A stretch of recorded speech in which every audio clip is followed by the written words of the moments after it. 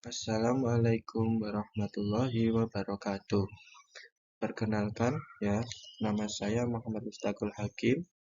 Saya presentasi pertama mata kuliah studi sejarah peradaban Islam yang diampu oleh Pak Mujab. Nah, oke, ini mengenai biodata saya. Nama Muhammad Mustaqul Hakim, NIM 22 0101210012 dan alamat email saya hakimuinmalang@gmail.com. Nah, selanjutnya di sini saya akan menjelaskan mengenai fase pertumbuhan dan perkembangan abad 610 sampai 650 Masehi pada zaman Rasulullah. Nah, jadi pada abad 610 dan sampai 650 ini ada dua zaman. Yang pertama adalah zaman Rasulullah, di mana Rasulullah itu masih hidup, dan yang kedua adalah zaman Khalifah atau penerus Rasulullah. Penerus yaitu sebagai presiden atau pemimpin negara Arab sana. Selanjutnya saya akan memperkenalkan alur presentasi. Yang pertama yaitu sejarah hidup Nabi Muhammad SAW, dan yang kedua adalah fase pertumbuhan abad 610 Masehi sampai 650 Masehi, dan selanjutnya adalah fase perkembangan abad 610 Masehi dan sampai 650 Masehi. Nah, bagian awal menjelaskan secara singkat sejarah hidup Nabi Muhammad SAW. Nah, oke, sejarah hidup Nabi Muhammad SAW. Nah, jadi ada dua periode ya, di mana yang pertama itu Nabi sebelum diangkat sebagai Rasul. Nah, sebelum diangkat sebagai Rasul, Nabi Muhammad lahir hari Senin tanggal 20 April tahunnya 571 Masehi atau tahun gajah. Nah, tidak jauh Nabi Muhammad itu lahirnya itu tidak jauh dari Ka'bah. Dan Nabi Muhammad berasal dari kalangan bangsawan Quraisy dari Bani Hashim. Ayahnya bernama Abdullah bin Abdul Muthalib dan ibunya bernama Aminah binti Wahab. Ketika Nabi Muhammad masih di dalam kandungan berumur 3 bulan, ayahnya meninggal pada saat pergi ke Yatsrib. Sementara ibunya meninggal setelah menziarahi makam ayahnya. Nah, jadi Nabi Muhammad itu pada saat 3 bulan berumur 3 bulan di dalam kandungan, dia sudah ditinggal mati atau ditinggal meninggal oleh ayahnya ya. Pada saat ayahnya pergi ke Yatsrib. Kemudian Nabi Muhammad ditinggal oleh ibunya yang bernama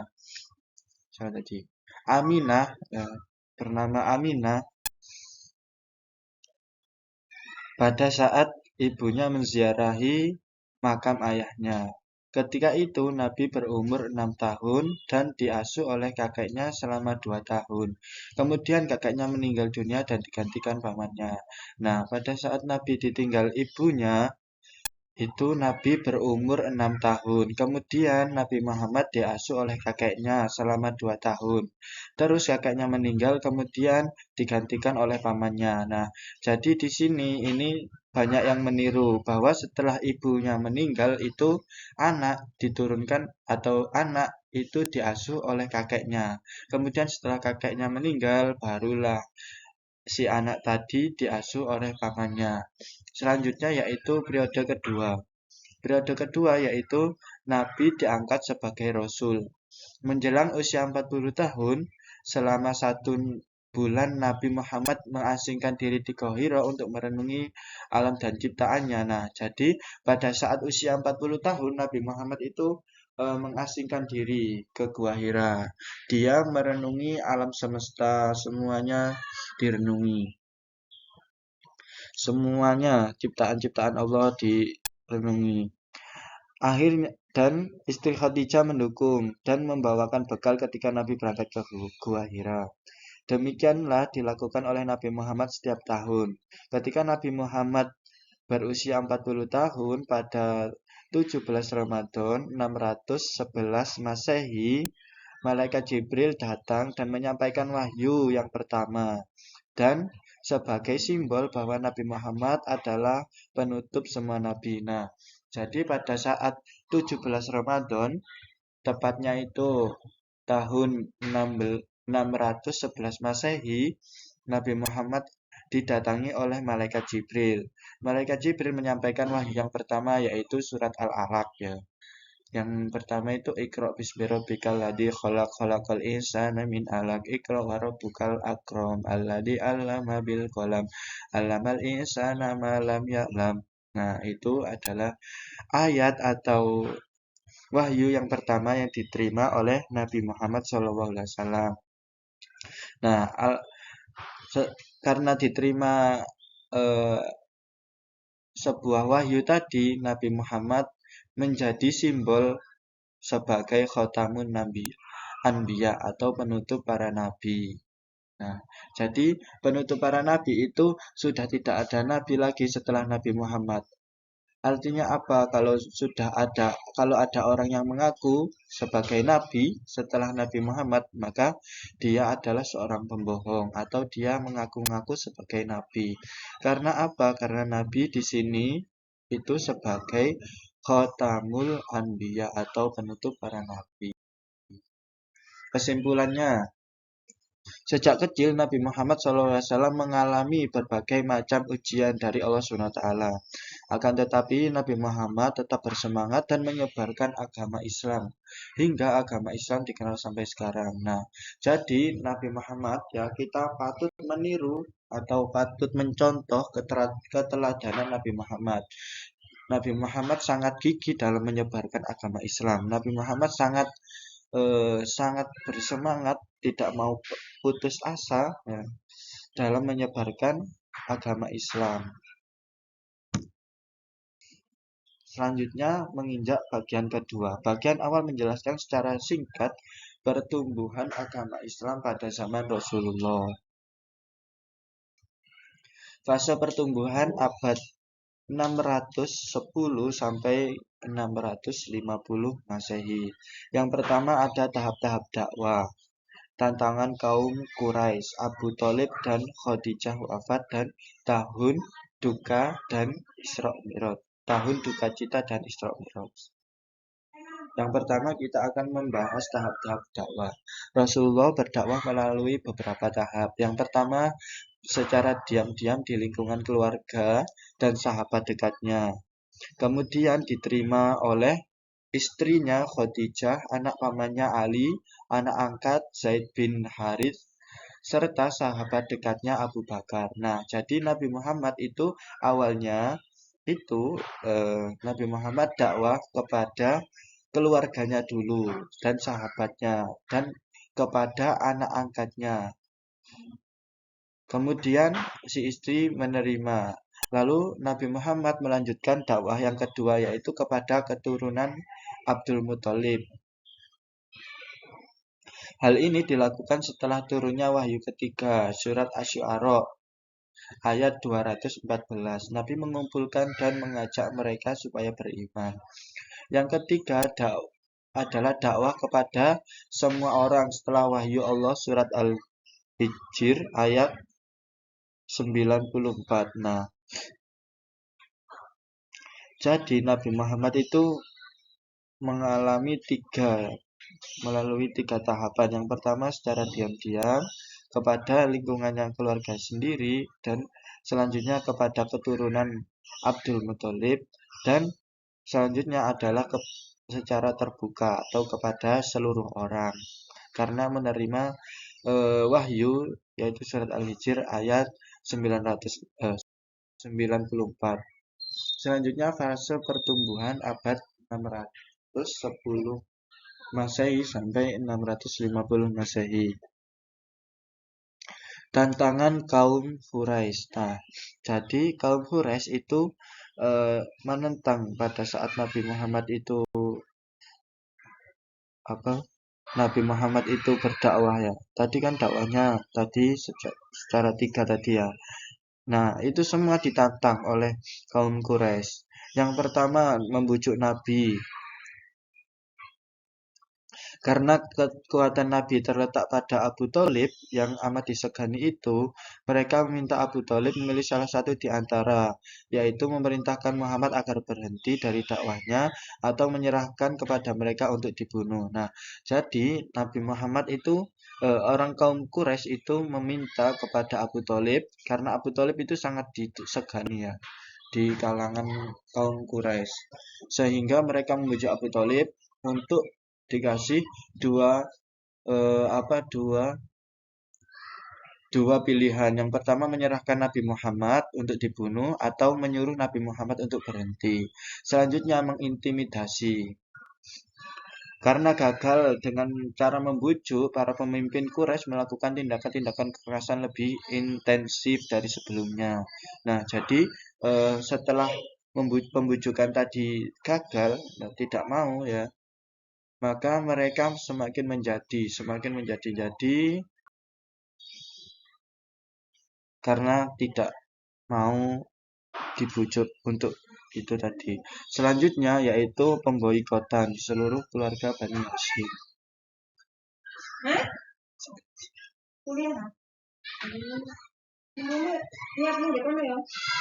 Untuk melumpuhkan kekuatan kaum muslim, pemimpin Quraisy melakukan pemboikotan terhadap seluruh keluarga Bani Hashim. Nah, jadi setelah pemboikotan tadi ya, setelah mengintimidasi tadi dirasa kurang, akhirnya mereka melakukan pemboikotan. Melakukan apa istilahnya itu ya tidak sejalan lah dengan seluruh keluarga Bani Hashim. Dan akhirnya kaum Quraisy ingin melumpuhkan kaum muslimin.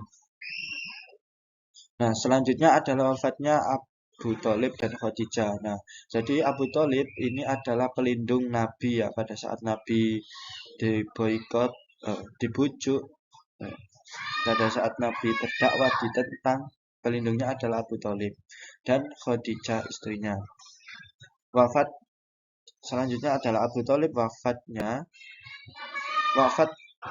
pamannya umur 87. Kemudian 3 hari setelahnya wafat pula istri tercintanya yaitu Khadijah. Nah, jadi pada saat umur 87 Abu Thalib atau pamannya itu wafat. Terus 3 hari kemudian disusul oleh Siti Khadijah meninggal. Ketika Nabi dakwah di Taif, dia diserai, diejek, lalu dilempar batu sehingga luka di bagian kepala dan badannya. Dari 3 peristiwa ini maka disebutlah tahun ini dengan tahun duka cita. Nah, jadi pada saat awalnya itu wafatnya, yang kedua wafat pamannya, yang kedua wafat istrinya, dan yang ketiga Nabi berdakwah di Taif dan membuat Nabi merasa sakit hati karena diserai, diejek, dan dilempari batu, dan yang lain-lain. Ya, tahun ini membuat tahun pada saat itu dijuluki dengan tahun duka cita. Kesimpulannya, menurut Ahmad Shalabi ada 5 faktor yang mendorong orang kafir menentang dakwah Islam yang disampaikan Nabi. Yang pertama, para pemimpin Quraisy tidak dapat menerima ajaran tentang kebangkitan kembali dan pembalasan di akhirat. Nah, jadi orang Quraisy itu tidak bisa menerima hari kebangkitan dan hari pembalasan di akhirat, itu mereka tidak menerima. Selanjutnya, mereka tidak akan membedakan antara kenabian dan kekuasaan. Mereka mengira bahwa tunduk kepada seruan Nabi Muhammad SAW berarti tunduk kepada kepemimpinan Bani Abdul Muthalib. Ketiga, takut kehilangan mata pencaharian karena pemahat dan penjual patung memandang Islam sebagai penghalang rezeki mereka. Yang keempat, Nabi Muhammad SAW menyerukan persamaan hak antara hamba saya dan bangsawan. Hal ini tidak disetujui oleh bangsawan Quraisy. Yang kelima, tauhid nenek moyang adalah kebiasaan yang berurat berakar pada bangsa Arab. Selanjutnya kita membahas tentang tahun duka cita dan Isra Mi'raj. Dalam situasi berduka di tahun duka cita yang dialami Nabi secara berurut, tahun ke-10 dari kenabian tersebut, di atas Allah mengisra mi'rajkan Nabi Muhammad SAW pada tahun ke-10. Di antaranya antara lain tujuannya adalah untuk menghibur Nabi Muhammad yang sedang berduka cita tersebut. Hikmah dari Isra Mi'raj yang pertama. Nah, jadi pada saat Nabi selesai Isra Mi'raj, Nabi mengalami perkembangan yang besar bagi dakwah Islam. Yang pertama, karena sejumlah penduduk Yasrib terdiri dari suku Aus dan Hazraj yang berhaji ke Mekah. Mereka menemui Nabi dan masuk Islam dalam 3 golongan. Yang pertama, yaitu tahun 11 kenabian. 6 orang dari suku Hazraj menemui Nabi dan menyatakan diri masuk Islam. Selanjutnya adalah yang kedua, pada tahun 12 kenabian terdiri dari 10 orang suku Khazraj dan 2 orang suku Aus, dan seorang wanita menemui Nabi dan menyatakan ikrar kesetiaan kepada Nabi. Mereka berjanji bahwa dia tidak akan melakukan zina, dia tidak akan melakukan dosa-dosa yang dilarang oleh agama Islam. Selanjutnya pada tahun ke-13 kenabian sebanyak 37 orang dari Yasrib meminta kepada Nabi Muhammad agar berkenan atau pindah ke kota Madinah. Bagian ketiga, bagian awal menjelaskan secara singkat perkembangan pesat pada zaman Rasulullah. Nah, jadi di sini ini menjelaskan ya perkembangan yang secara garis besar itu terjadi. Perkembangan pada zaman 610 Masehi sampai 650 Masehi. Hijrah ke Yatsrib. Segera setelah mendapat perintah hijrah dari Allah SWT, Rasulullah menemui sahabat Abu Bakar agar mempersiapkan segala sesuatu yang diperlukan dalam perjalanan Nabi. Nabi juga menemui Ali dan meminta kepadanya agar tidur di kamarnya guna mengelabui musuh yang berencana membunuhnya. Senin malam Selasa itu Nabi ditemui Abu Bakar dan perjalanan menuju Yasrib. Kedua singgah di Basur, arah selatan Makkah untuk menghindari dari pengejaran orang kafir Quraisy. Yang selanjutnya yaitu membangun masjid. Nah, pada saat membangun masjid ini Nabi Muhammad membangunnya dengan membiarkan untanya itu berjalan, terus akhirnya untanya berhenti. Nah, disitulah Nabi membangun sebuah masjid. Dan akibat peristiwa itu kota Madinah diberi nama atau dijuluki dengan Madinatun Nabi. Selanjutnya mempersaudarakan antara golongan Muhajirin dan kaum Ansor. Nah, selanjutnya yaitu mengerjakan perjanjian dengan non-muslim atau konstitusi Madinah.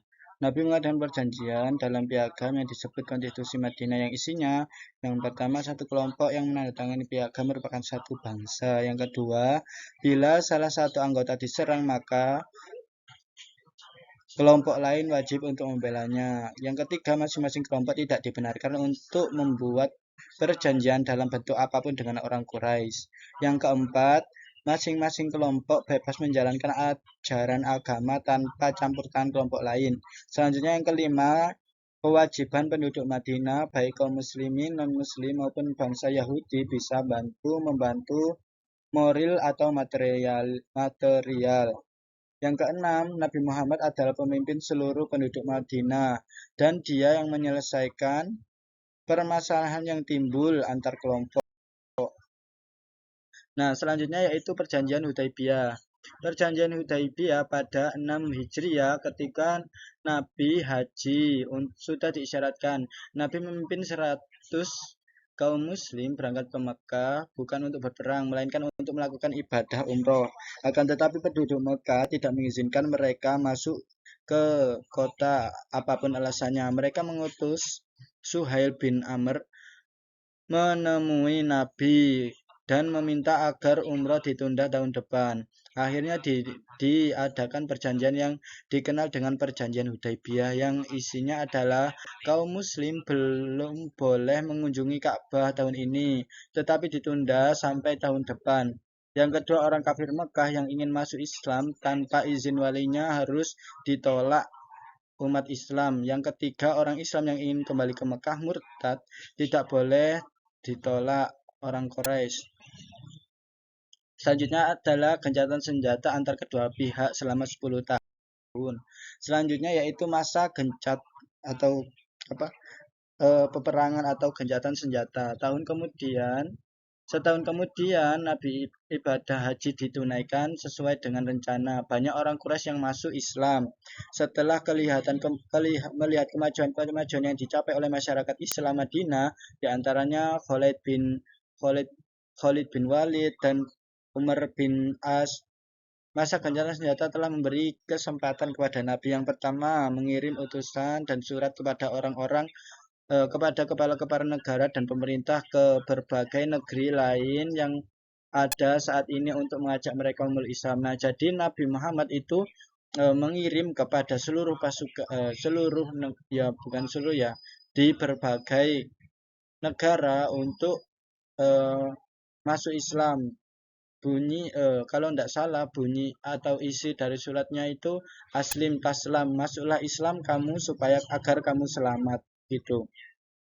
Selanjutnya, masa gencatan senjata juga memberi kesempatan kepada Nabi untuk mengadakan perhitungan dengan orang-orang Yahudi yang sudah 3 kali melakukan pengkhianatan.